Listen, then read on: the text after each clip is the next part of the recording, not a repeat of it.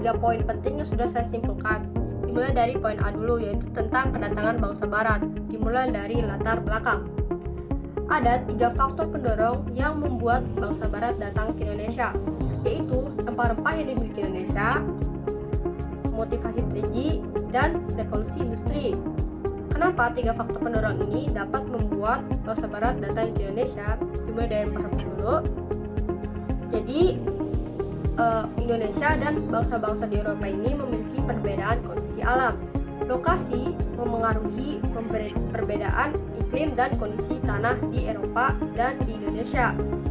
Keberadaan musim hujan dan kemarau di Indonesia ini memungkinkan berbagai tanaman mudah tumbuh dan berkembang di Indonesia.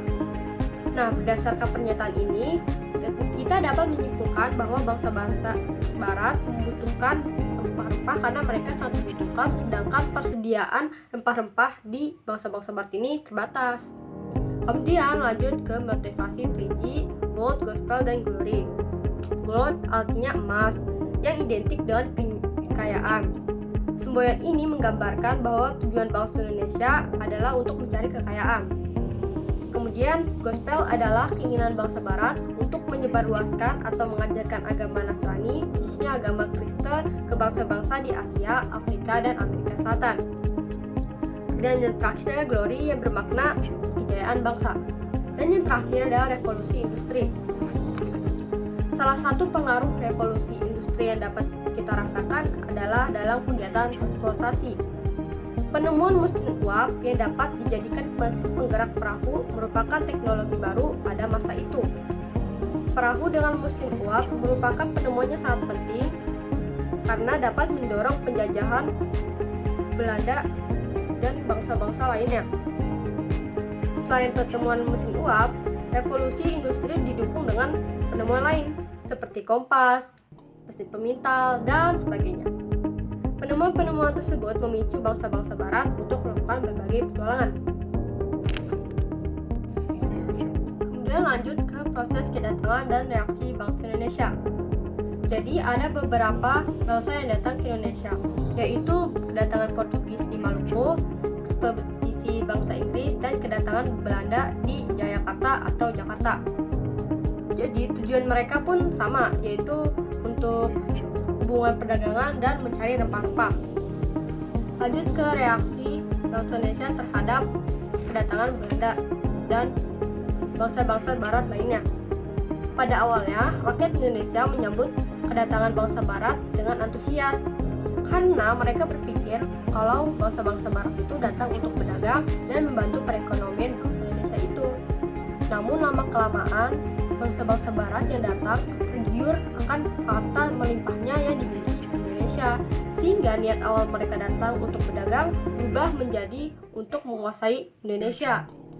Mereka menjajah Indonesia dan memonopoli perdagangan sehingga timbul niat bangsa Indonesia untuk berperang melawan penjajah. Kita lanjut ke poin B, yaitu tentang kondisi masyarakat pada masa penjajahan. Dimulai dari monopoli dan adu domba. Sebelumnya kalian tahu nggak sih apa itu monopoli dan adu domba? Monopoli adalah penguasaan pasar yang dilakukan oleh satu atau sedikit perusahaan.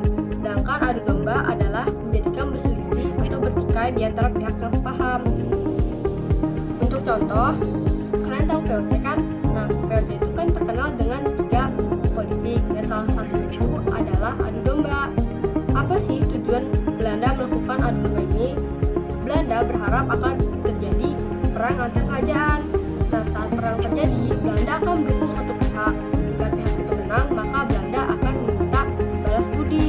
Nah, balas budi ini berupa perjanjian monopoli perdagangan atau penguasaan atas beberapa lahan atau daerah. Nah, akibat monopoli, rakyat Indonesia sangat menderita. Kenapa demikian? Karena di perjanjian itu isinya hanya kerajaan mengizinkan rakyat menjual hasil bumi kepada VOC. Nah, karena produksinya ini sudah dikuasai VOC, maka harga rempah-rempah yang dijual pun murah. Jadi rakyat Indonesia ini menderita kemiskinan. Sekarang lanjut ke kerja paksa atau kerja rodi. Sebenarnya kalian tahu nggak sih apa itu kerja paksa atau kerja rodi?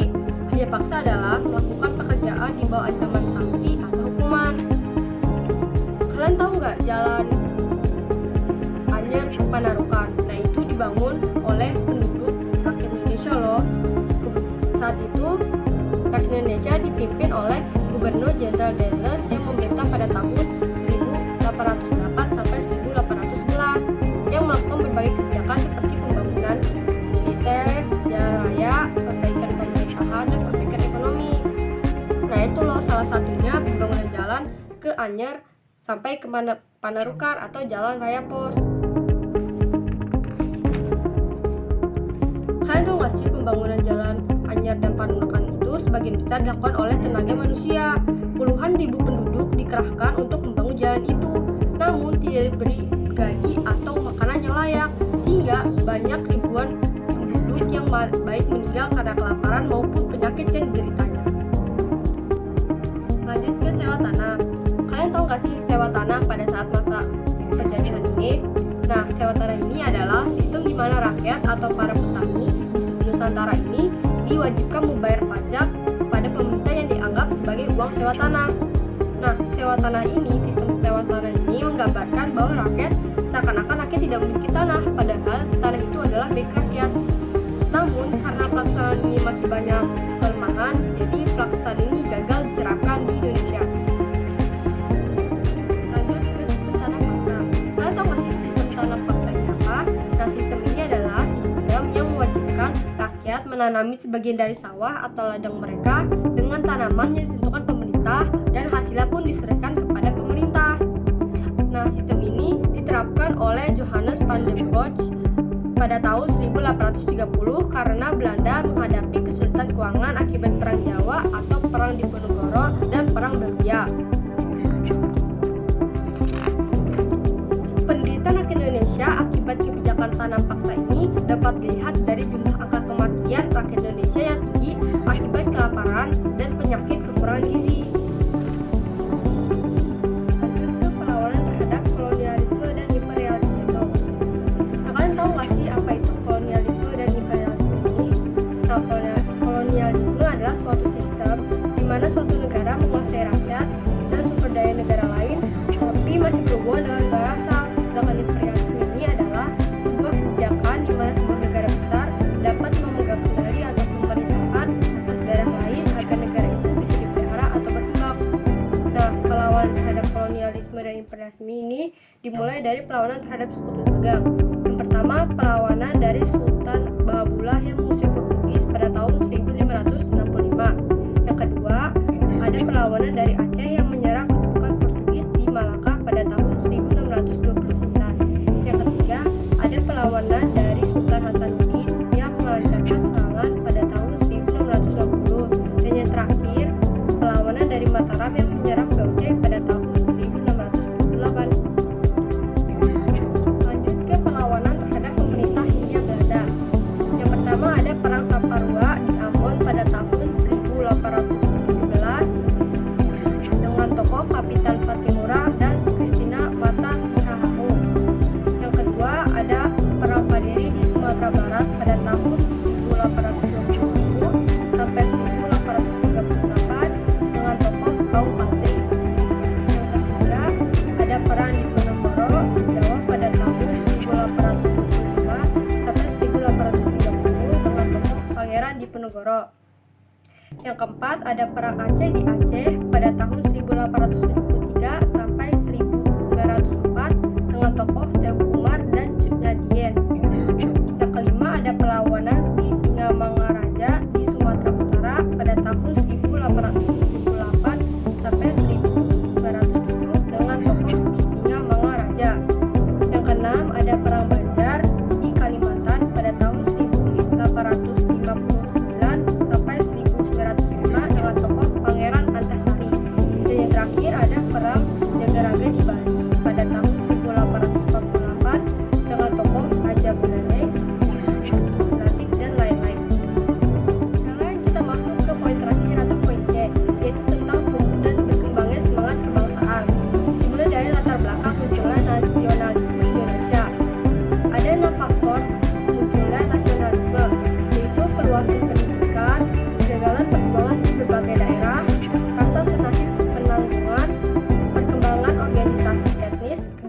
dan keagamaan, perkembangan paham baru, dan pengaruh dari luar negeri. Kemudian ada Organisasi Pergerakan Nasional Indonesia, yang terdiri dari Budi Utomo, Sarekat Islam, Indis Partij, Perhimpunan Indonesia, dan Partai Nasional Indonesia. Nah, 5 organisasi ini adalah organisasi yang menjadi pendorong bangkitnya nasional dan terbentuknya Sumpah Pemuda. Kemudian ada Pergerakan Nasional pada masa pendudukan Jepang. Ada kebijakan pemerintah Jepang yaitu membentuk organisasi sosial, pembentukan organisasi semi militer, pengerahan pemuda, dan eksploitasi kekayaan alam. Kemudian ada sikap kaum pergerakan, yaitu memanfaatkan organisasi penutupan Jepang, gerakan bawah tanah, dan perlawanan bersenjata. Dan yang terakhir ada perubahan masyarakat Indonesia pada masa penjajahan. Ada 2 perubahan masyarakat Indonesia pada masa penjajahan.